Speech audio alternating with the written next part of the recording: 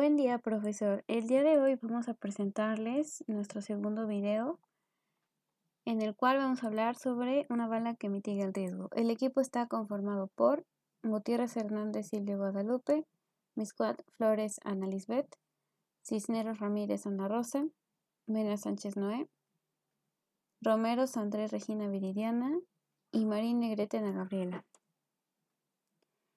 En primer lugar, vamos a explicar sobre las tasas de rendimiento y mercados de dinero. En un mercado de dinero se comercia con instrumentos o activos financieros cuyo valor se desprende de las promesas de pago de una persona a otra y se cobra en términos de tasas de interés. Un ejemplo sencillo de este es los billetes. Sin embargo, uno de los mercados de dinero no solo se comercializa con billetes, sino que también es posible hacerlo con instrumentos más complejos, como lo son depósitos de ahorro, hipotecas, bonos y anualidades, por mencionar algunas.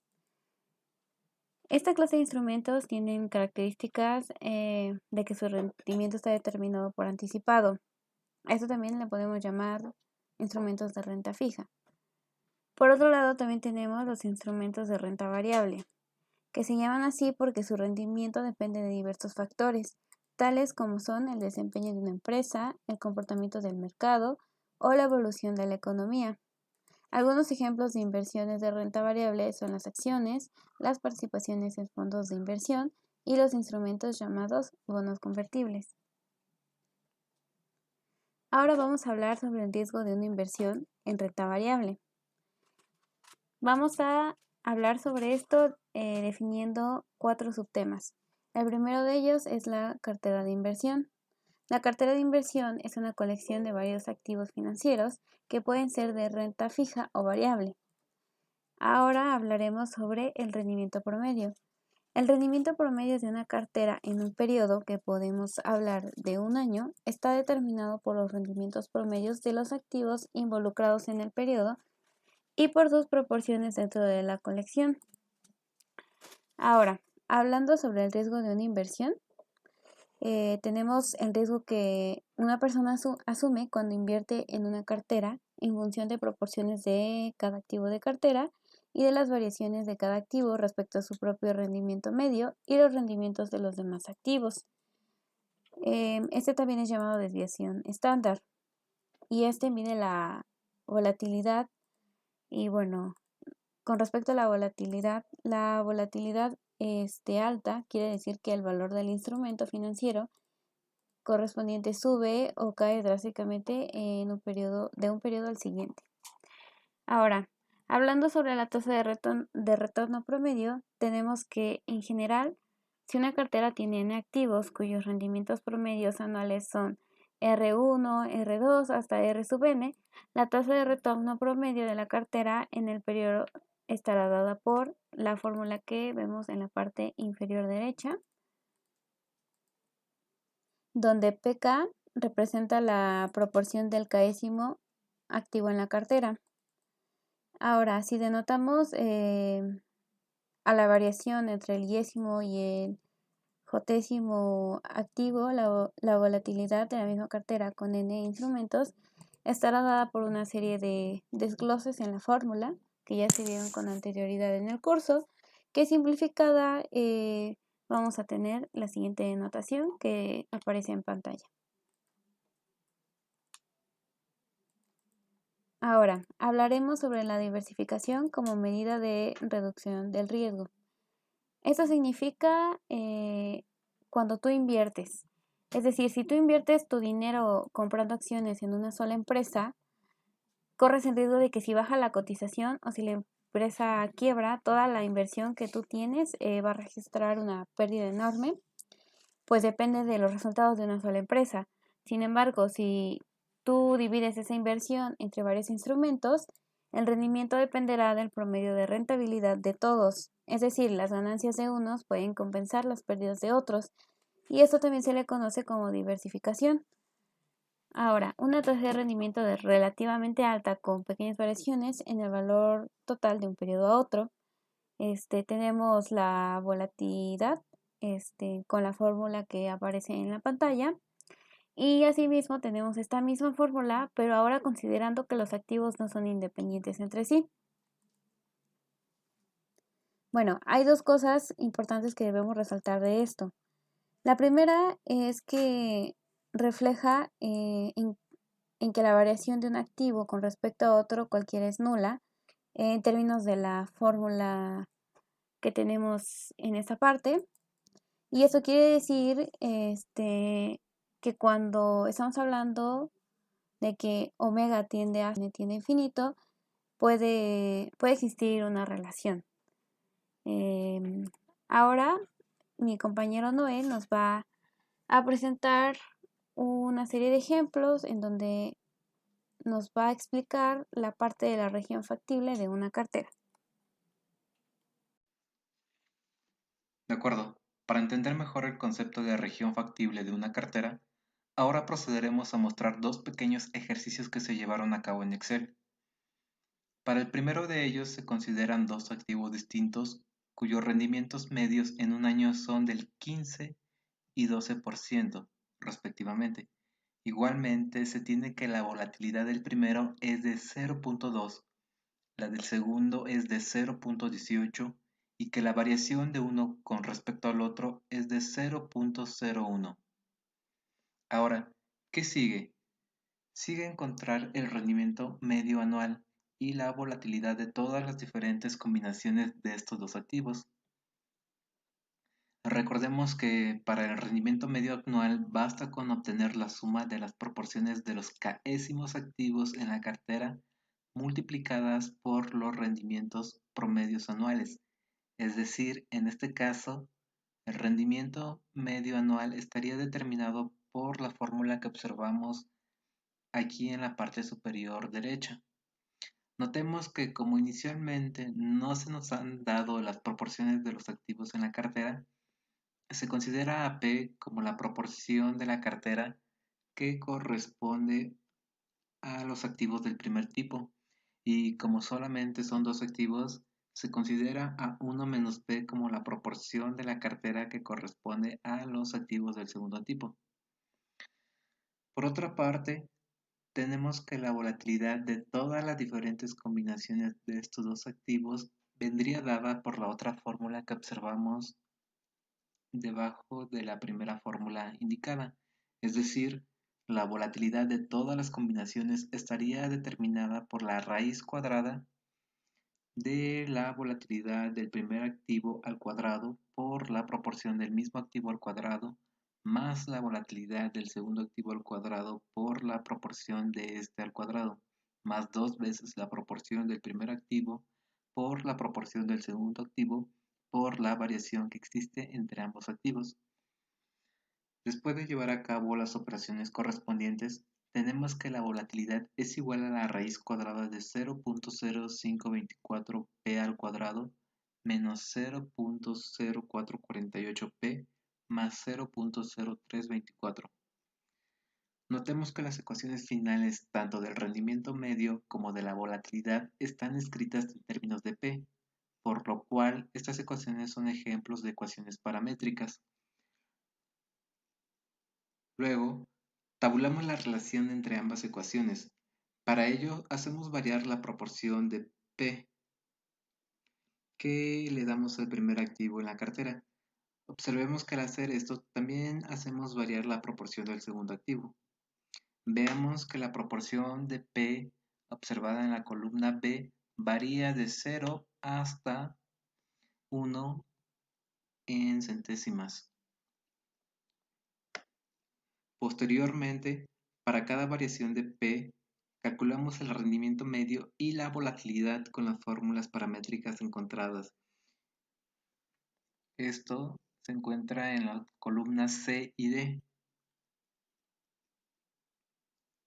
Finalmente, para observar la relación entre dichas columnas, insertamos una gráfica de dispersión. Como resultado obtenemos la región factible de una cartera que muestra los portafolios eficientes, dado que minimizan el riesgo de una inversión dados los rendimientos específicos. Observemos que en el eje de las abscisas de la gráfica o de nuestra región factible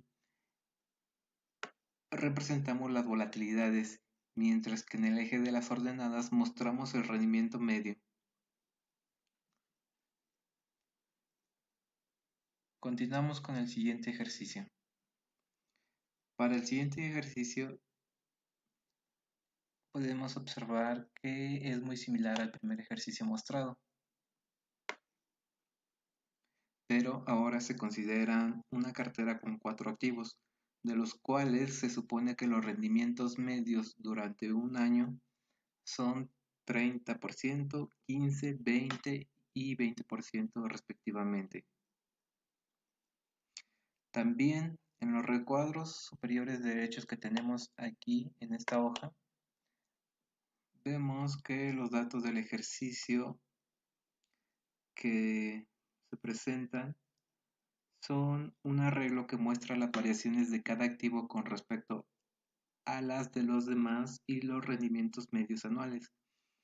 Dado que sería imposible escribir todas las combinaciones posibles de estos 4 activos en términos de un solo parámetro, para obtener las proporciones de cada activo se usa una técnica de simulación, para la cual nos apoyamos de 4 columnas, que son la columna B, la C, la D y la E, nuestras columnas auxiliares,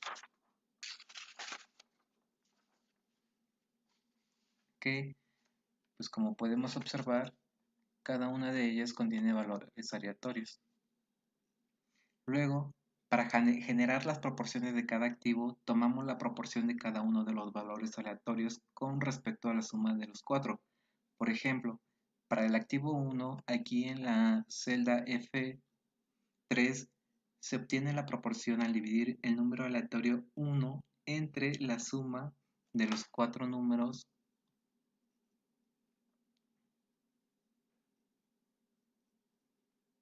aleatorios correspondientes a la misma fila.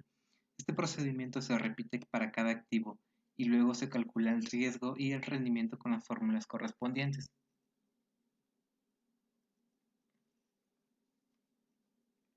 Finalmente, todo esto se repite varias veces para cada fila que tenemos aquí y ya luego insertamos una gráfica de dispersión para observar la relación entre la volatilidad y el rendimiento promedio. El resultado es una gráfica en forma de bala, como aquí podemos observar. Cabe mencionar que el lugar geométrico que caracteriza una cartera de activos siempre tiene esta forma. Igualmente, es importante decir que el contorno izquierdo de esta bala simboliza el conjunto de carteras con riesgo mínimo. La razón es que para cualquier valor de la tasa de rendimiento promedio de la cartera, el punto factible con el riesgo más pequeño siempre yace en este conjunto. Por esta razón, tal borde se llama frontera de riesgo mínimo. E igualmente y por tanto, es el vértice de la frontera de riesgo mínimo el que representa el punto de riesgo mínimo para todos los niveles de rendimiento promedio factibles en un periodo.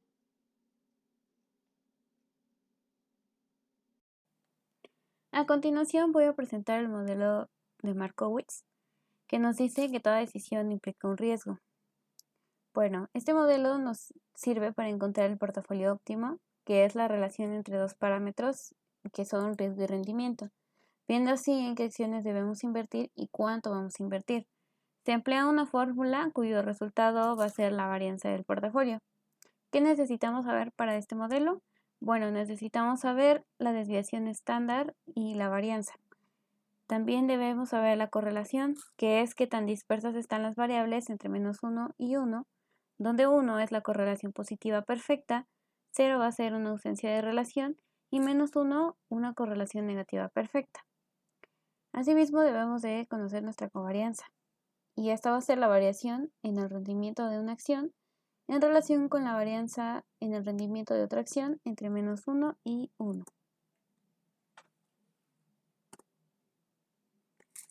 Voy a presentar un ejemplo que está basado en una investigación que hicimos independiente y voy a ir mencionando los pasos a seguir, qué es lo que se debe de hacer para poder obtener este modelo. Esta primera tabla nos muestra el rendimiento de la desviación estándar y el porcentaje de portafolio. Bueno, esta segunda tabla es la matriz de varianza-covarianza que nos ayudará para la fórmula. Vamos a utilizar esta fórmula de aquí abajo, que es nuestra fórmula para poder obtener nuestro modelo que estamos siguiendo. Bueno, vamos a sustituir esta con el porcentaje al cuadrado de A por la varianza de A, por el porcentaje al cuadrado de B por la varianza de B, por el porcentaje al cuadrado de C por la varianza de C, más 2 veces la multiplicación del porcentaje del portafolio de A por el porcentaje del portafolio de B por la covarianza de AB, otra vez por el porcentaje del portafolio de B por el porcentaje del portafolio de C por la covarianza de C y por último por el porcentaje del portafolio de B por el porcentaje del portafolio de C por la covarianza de BC. Que dicho de otra manera, en términos numéricos va a ser el 0.35 al cuadrado por 0.005 más 0.45 al cuadrado por 0.0041 más 0.20 al cuadrado por 0.0020 más 2 por 0.35 por 0.45 por 0.0404 por 0.35 por 0.20 por 0.0237 por 0.45 por 0.20 y por 0.0380, que nos va a dar como resultado 0.009616, que va a ser la varianza del portafolio. De esta forma finalizamos este video, no sin antes destacar las referencias de donde nos basamos para poder realizar el mismo. En primer lugar tenemos el archivo que se nos fue compartido en la clase de matemáticas financieras, donde viene explicado más a detalle. Este PDF fue proporcionado por el profesor José Daniel López Barrientos. Y en segundo lugar tenemos un video de YouTube que nos ayudó a comprender un poquito más el modelo. Muchas gracias por su atención.